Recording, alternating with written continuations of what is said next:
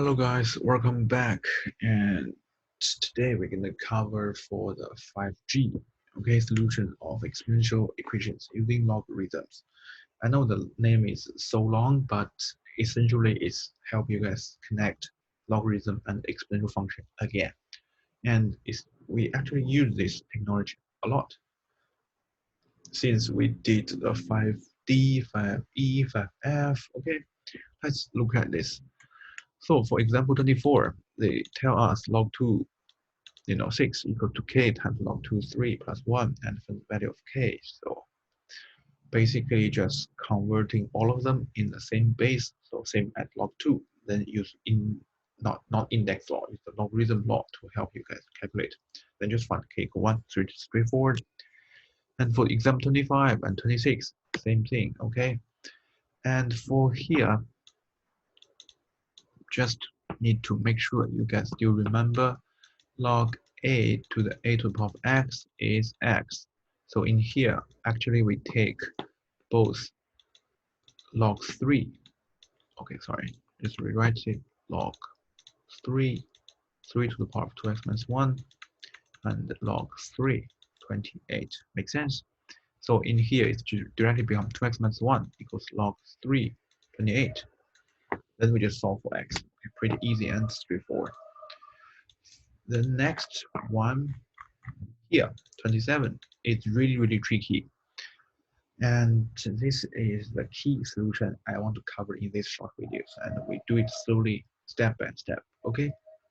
First, we just follow the steps by the equations, steps by the examples given, and then I introduce my things, okay?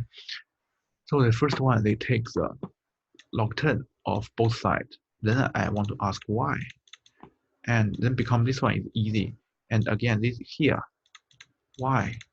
Why the inequality sign not change, or I mean not switch to other side, or like become greater than or become less than, right? Less than or equal to. There is first reason is we take the log base 10. You're gonna say, sir, what if I take base 2, base e, base 100, base 1 million?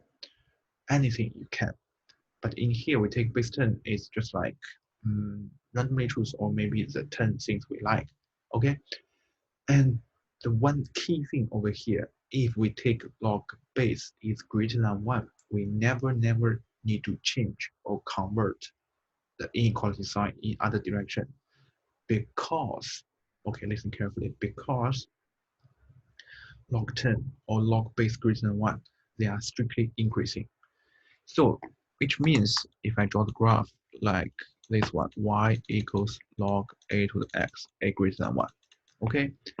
And this is my two x values. This can be my x2 and x1. So my x1 over here, my x2 over here, right? And the corresponding y value, y1 and y2, again, same. Okay, y1 is less than y2. So this one is my y2, this one is my y1. Okay, so same thing. They never change because it's strictly increasing if we take a base greater than 1. Okay? And again, after this explanation, we keep going. So another issue over here is, okay, we get this one pretty straightforward. But if we divide this guy back, we change. Why? It's because for any things, base greater than 1, this point never change. 1, 0. Makes sense? And since you only got 0.7 over here, so 0.7 might be in something over here. Let's just assume. And then the corresponding y value, which is log 10, 0.7, is a negative number. So if both sides we divide by negative number, the inequality sign must be converted in other directions. Let's say if 2 greater than 1, and both sides are divided by negative 1, so become negative 2 and negative 1. So this inequality sign opposite, okay, change. That's the overall stuff. And final answer should be in this way. And let's say alternatively, this method I want to emphasize as well. We can directly do this. Okay, take log 0.7 as base. If we take 0.7, it becomes x and log 0.7, 0.3. So essentially, it's this guy directly to here. So now again, these question marks. Do we remain the same for inequality sign, or we reverse it? But this really depends on the base. So again, this can be my x1 greater than x2. Okay. So once my base is greater than 0 but less than 1, my things become like this. Okay, decrease. And maybe I can make my x2 over here. Then I make my x1 over here. Make sense? Then you realize my y2 is much, much bigger or greater than my y1. Okay? So if I take the logarithm, this one is my y1, this one is my y2. So it must be less than or equal to my y2 value. Okay, this is the tricky part for this inequality things. I want you guys to make sure you can get the idea over here. Okay, otherwise it's quite challenging because you have to use a graph to help you decide which one is which.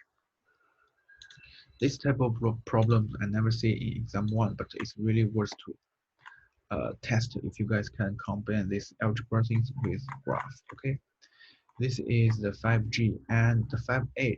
Again, important. Okay, this is the two equation I keep emphasizing to you guys, and this is the essential step for how we get these inverse functions. I just demonstrate by one example. We have the y equals ex plus 2 over here, and we want to find the inverse functions. Again, first step, change x and y. So x equals e to the power of y plus 2, right? So x minus 2 equals e to the power of y. Of course, we want to make our y be the subject again, right? So we use this method. We take log e as both sides, which log e x minus 2 and log e to the power of y. So the right hand side is becomes y, and the left hand side just like log e x minus 2, which is this guy. Okay, once you got your inverse functions, you need to state the domain and the range to get the value. And example 29, example 30, essentially the same thing. And this is the idea of the inverse functions. And for example 31, I want to emphasize a little bit because in here is literal numbers, so you have to rearrange it.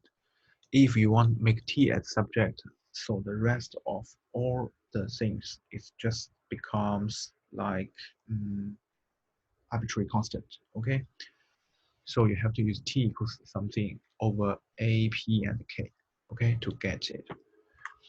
And this is for 5h.